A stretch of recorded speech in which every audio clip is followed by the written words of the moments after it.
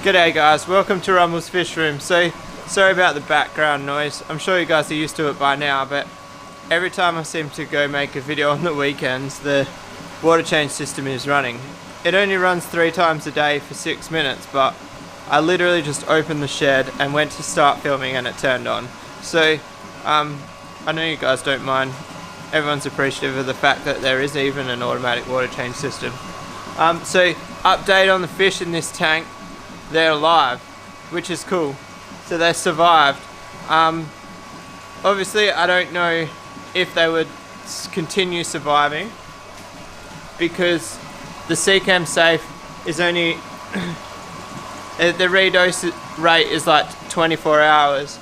So would I have to redose after 24 hours for a week or something? I'm not sure. And as you guys know, the plan here was never to run a tank with bleach in it. I just wanted to know if there was remnants of bleach, if as long as I put safe in a tank after I've cleaned it, any slight remnants, that the safe would take care of it. Now these are bloody trooper fry because that IBC is also on 18 degrees and they're still alive. So the other IBC, we changed the heaters out. I do have more little heaters that I could bump the temperature up to 28 quickly, but I've only got the one 400 watt heater in there, and the reason is I don't want to go from 18 degrees to 28 degrees in one day. I'm letting the one heater work its way up to 28 degrees because the quick fluctuation up will actually kill the fish quicker than it moving slowly and the fish climatizing to the 28 and being happy. They already do look happier. The water's like 24, 23, maybe, yeah, between 20. Hang on, I've got the thermometer in there. I'm going by finger touch, I can actually tell you. Alright, so the thermometer is not in that tank. I gotta buy some more thermometers, guys. It's at the back of that tank. We're not checking the temperature. Just take my word that it's around 22 degrees. But anyway, the battery's about to go flat, so let's get stuck into what we're talking about in this video.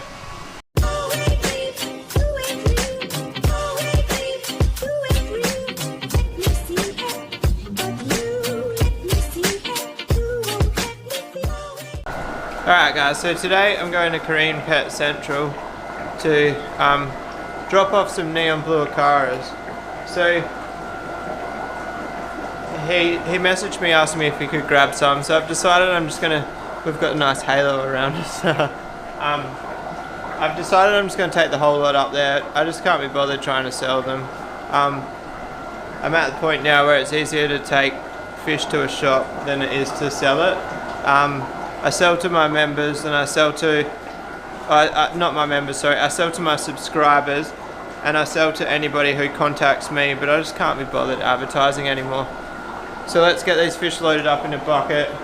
There's actually quite a lot, but let's have a look. Alright guys, neon blue acara all caught. I don't know what color, I can't remember what color tanks the like Carine Pet Central shop tanks are. Hopefully they're a bit darker than mine because the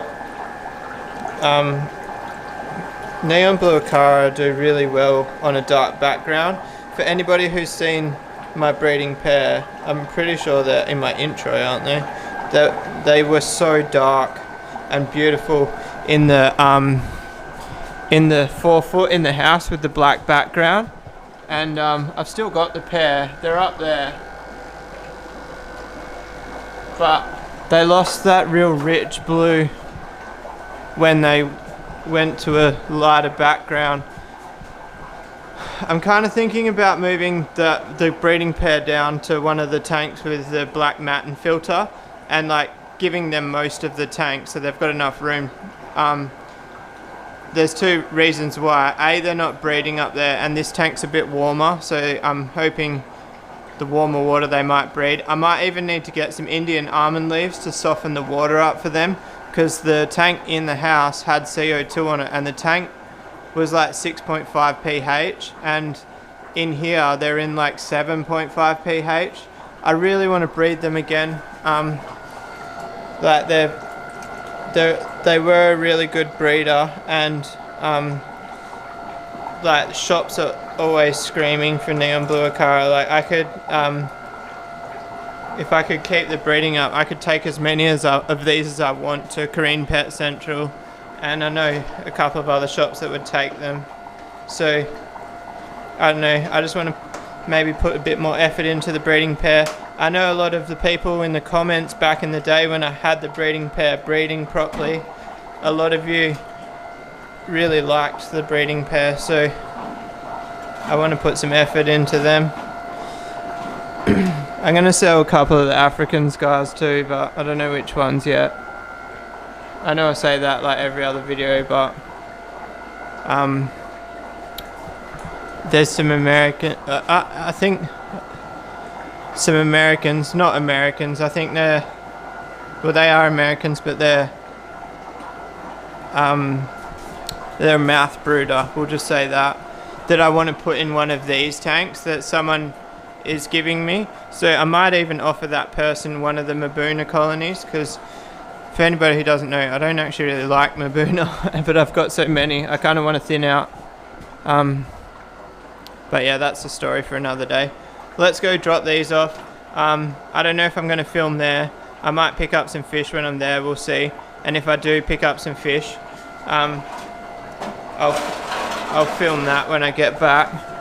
But can I just say, check out this little guy. It's going to be a ripper. Turn sideways, look at that. 3 centimeters, already looking like a short body beast. That one is definitely going to be a future breeder, I reckon. Oh, there's a thermometer. What temperature is this tank? 26 degrees. That's a bit lower than I thought, being under the heater. I'm guessing the hot air blows out towards me, and that must get air cycling up there, I reckon.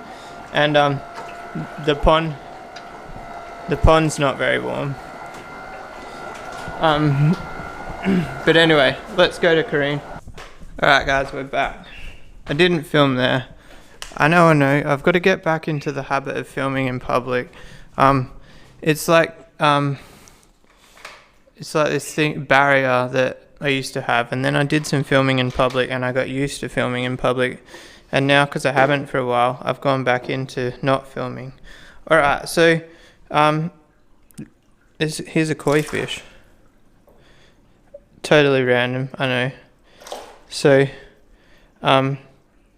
someone surrendered, oh let me catch you, yeah it's definitely a koi. Someone surrendered some goldfish to the shop, Carine Pet Central, as I've mentioned earlier in the video, and that was not a goldfish, so Ryan kept it for me. It's actually pretty cool. It's a Sankey. So the koi I'm actually chasing at the moment is Showa, and a Sankey is like pretty close, so it's actually the kind of koi that I've been looking for. It's just, it's not exactly the koi I've been looking for. So Ryan actually even quarantined this fish for me, so he gave it a bit of a medical bath. So it's been in a bucket for a few days with an air stone and some I don't know what he put in there, but he said he used some chemicals to quarantine it. So what's the temperature difference? It's alright, it's not too bad. Be free, my friend. So yeah, he should be good. And I don't know if I've mentioned it, but my koi fish stopped dying when I took that aloe vera out, which is good. We've got to put that capping on the side of the shed, guys. Also, I've got to fix this. Well, actually, fix is the wrong word. Finish is the right word. It's not even. It doesn't even need to be fixed. I just never finished it. The problem is, so my gutter isn't finished, so that just drips there. Even when it's not raining, it slowly drips for like literally 24 hours after it rains, and my decking's getting moldy. So that's one of those adult things that you've got to take care of. Alright, so then that's the koi fish. Oh, I should have bought the bucket. I'll be back. Alright, so we've got a couple of pearl scale goldfish. I'm a little bit worried about the little one getting killed in there. So I might put the little one in a basket for now and then upgrade, but I don't know how long these are going to survive, because honestly, guys, do you guys reckon that pearl scales just look like they have poor genetics?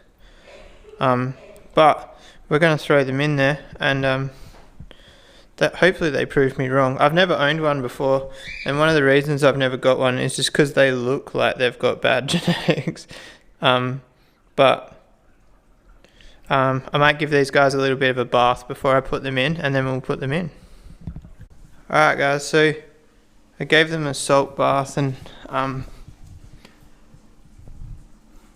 little bit of tetracycline as well. Not much, just a tiny bit. And I also put some salt in the main tank. So Ryan, who I got the bigger goldfish in here from, he said growing them out, he just put a handful of pool salt in the water once a week, and it seemed to keep them happy. And then they would look a bit flat if he didn't salt them. So after I lost the goldfish the other day, I'm going to start salting the tank, because the one that I lost was actually one from him. So maybe like the drop in the GH, is it GH? Yeah, the drop in the GH might have affected the fish. I mean, I got them off him like, what, 6 months ago, so it's definitely not anything from him, but I want to carry on the water conditions that they grew out in, if you know what I mean. Let's turn the light on. So if you guys haven't seen, somewhere here, lights. So I can actually turn the light on with my phone. Those are actually just $10 switches that I got from the Audi. They're pretty handy. So that's the new pearl scale. I love calico. So calico is the tricolor. I think it's my favorite at the moment. So like even like that one there, and so it's going to sound silly, but I'm trying to steer away from gold. So that main goldfish gold, I want to go with like, see the red, the camera's washing it out a bit.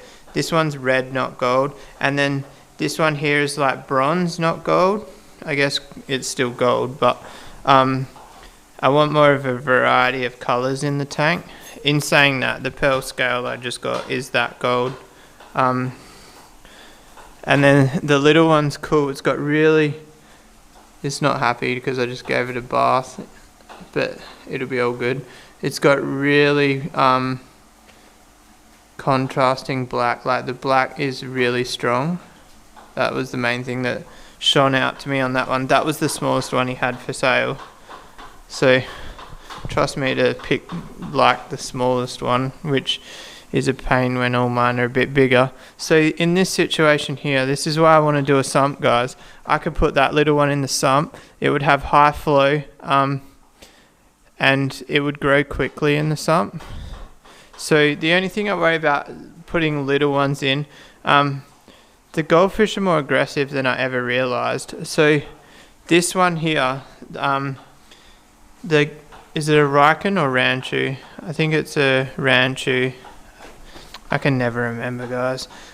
See how it's got one eye? So this one here was actually the size of this little one when I got it.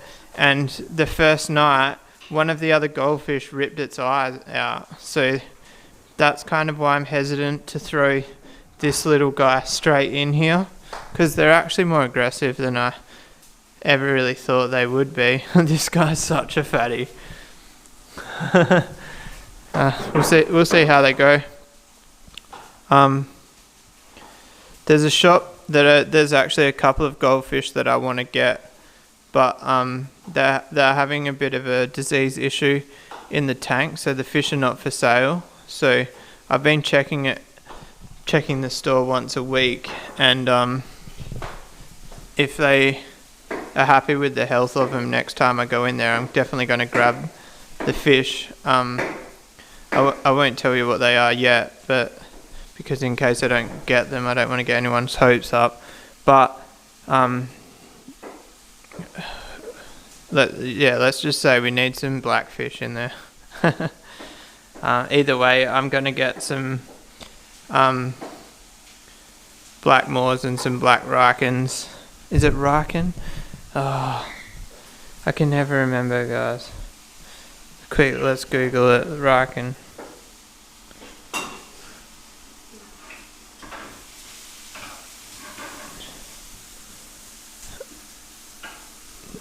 Goldfish.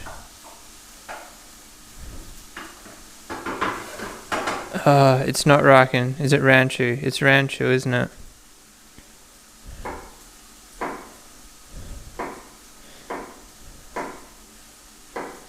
No, it's not ranchu. Aranda. It's aranda, isn't it?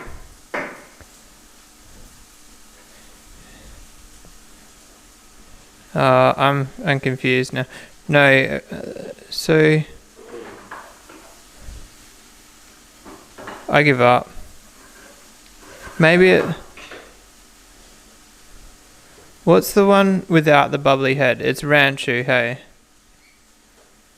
There's going to be 10,000 comments telling me in the bottom. Yeah, so like that, ranchu without the bubbly head. I want black ranchu, and I want black moors. Can you get black rikens? I'd have a black riken if you can get them. I'm guessing you can get black riken because I think that's a riken there, and it's got black coverage, so there's no reason that there isn't black riken available. There's actually a Perth breeder that I want to get in touch with. I think his name's Ronnie. But I don't know what sort of price tags he has. For anybody who doesn't know, like, I don't want to spend hundreds of dollars on goldfish. I'm just sort of like making the best out of buying like $10 to $20 goldfish, if that makes sense. I can't see. Besides the size, I can't see the value in some of the really expensive goldfish. I don't mean that in a nasty way, not to take away from goldfish breeders, but what I mean by that is, like, if you look at a goldfish that's $30 and you look at a goldfish that's $500, I personally can't see as much difference. If you look at a flower horn that's $30 and a flower horn that's $500, I can see a huge difference. And I don't know if that's just because I'm the breeder, so like I know the difficulty of getting that quality versus obviously if you are a goldfish breeder, like, comment below or send me a message to explain like the quality difference, because maybe if I actually have somebody explain it to me, I'll understand. But at this stage, for me, growing out $15 goldfish is how I'm stocking this tank, and it might be silly. And also, tell me your experience with pearl scales, because to me pearl scales just look so like they won't survive long term, and I'll let you guys know my experience with the pearl scales as well, because the thing I found with fish is when they're that short body and they don't have enough room for their organs, i.e. flower horns, they have a shorter lifespan. So I guess I'm going to learn that myself in this situation. But anyway, guys, if you like this video, give it a thumbs up. If you want to subscribe for more, hit that little red button. And I'll see the members tomorrow. Peace out.